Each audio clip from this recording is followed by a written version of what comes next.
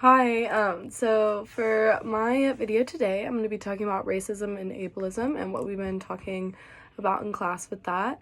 And I'm going to start by talking about some of one of the readings that we did. It wasn't really a reading, it was a TED Talk, but it's one that's really stuck with me. It's from Alan something, I forget his last name, but he's a middle school student who was involved in standing up against ableism. And what just really stuck out to me was how he was talking about in his TED Talk that ableism is the most hidden form of discrimination, or the most not talked about, which is so true because most people don't even think about ableism as in the same category as of discrimination as misogyny or racism and homophobia and stuff like that, but it's just the same and it's just as horrible and people just don't talk about it nearly enough. So that's what I was thinking about that one. And then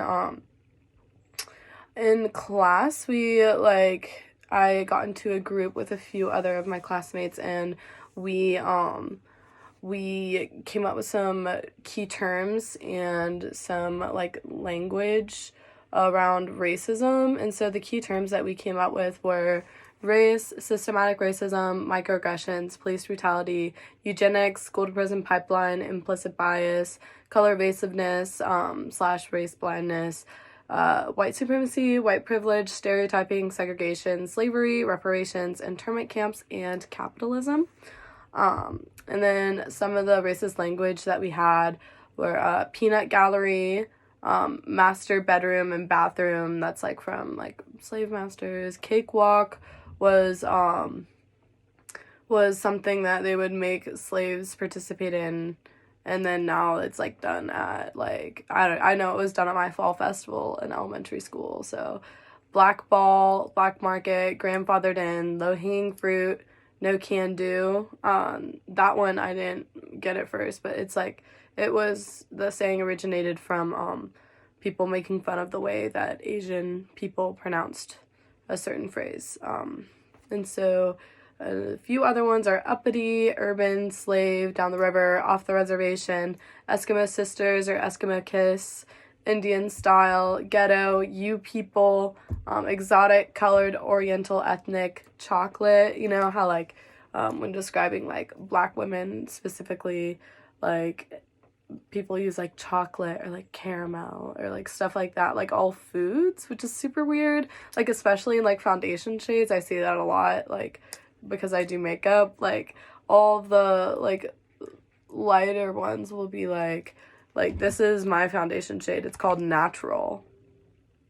Kind of weird. And then the darker ones are caramel, toffee, chocolate, dark chocolate, just, I don't know, something about that is just so strange. But here's some more behaviors. This is behaviors, not language. So in this one we wrote refusing to learn the pronunciation of non-white names, touching people's hair without their consent, where are you really from, asking an Asian person for help with math or science, expecting people of color to assimilate with white culture or act white, mistaking people of color for service workers, women or members of the LGBT community acting like they understand what racism is like because they've experienced discrimination, being a white woman in the LGBT community. This is something I see a lot, especially with cisgender white gay men, where they're oh, I can't be racist, I'm gay. And I'm that has nothing to do with each other, and you can, in fact, be very racist. Continuing on, doctors not believing or not taking it seriously when people of color are in pain or need medical attention. In shootings, people assume that people of color are violent while white people are mentally ill. The classic phrase, I'm not racist, I have black friends.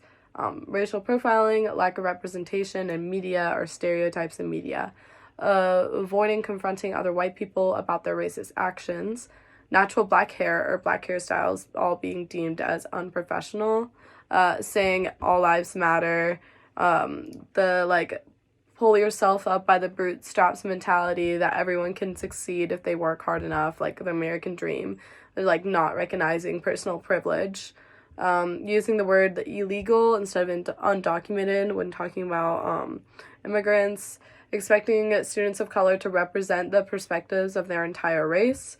And then lastly, but not least, whitewashing the history taught in schools. That is something super, super prevalent. And then we also made this little, like, I don't know what this is called, actually. This little thing for, like, all of the different things that we talked about. And so that was super interesting. The most interesting thing to me, I would say, was, like, all of the different, like, racist language that I had, like, no idea that, like, some of the, like, things that were said there were, like, from racist, like, origins.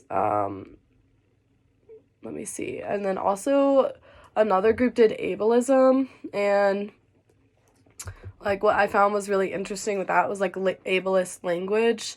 Obviously, like, I'd heard of, like, the R word, the R slur, like, not to use that. And then, like, obviously when people are like, oh my gosh, like, I am so OCD whenever talking about, like, wanting to keep their room clean. Like, that is not even remotely what, like, OCD is. Like, I knew, like, stuff like that was obviously ableist, but, like, the other things that they said, like, lame or idiot or a moron, like, I didn't know that those were, I thought those were just, like, you're stupid, like, stupid or dumb. Like, I didn't think that those were, like, ableist. I didn't know. Or, like, psycho or, like, nutcase. Like, that makes sense that now, like, thinking about it. But I just never thought about it like that. But also, like, turned a blind eye, crazy, calling people crazy, stuff like that. Like, I just never really considered how that could be ableist.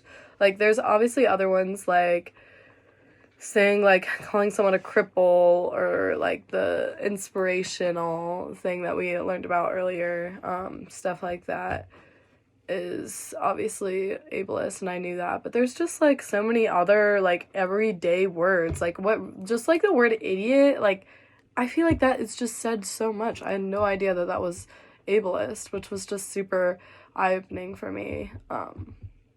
But yeah, and then the last thing that we've done within this unit was have, like, an influencer and then, like, learn about them. So I had Valissa Thompson, and she is a Black disability activist, and she's also a social worker, a disability rights consultant, writer, and she's the founder of Ramp Your Voice, which is, like, this collective that is just basically an organization that, like, is now kind of transformed into a movement that discusses, like, the intersections of disability and race and gender.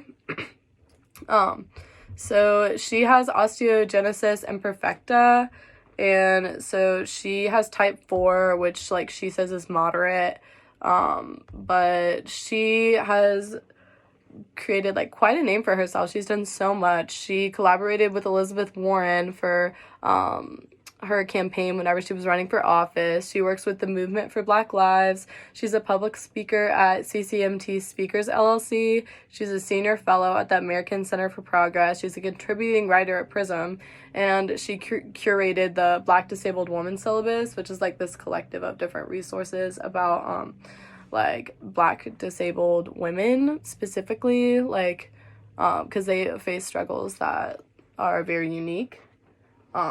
Sorry, my cat is doing something over there. But she also created the viral hashtag that we studied in class, the hashtag disability so white.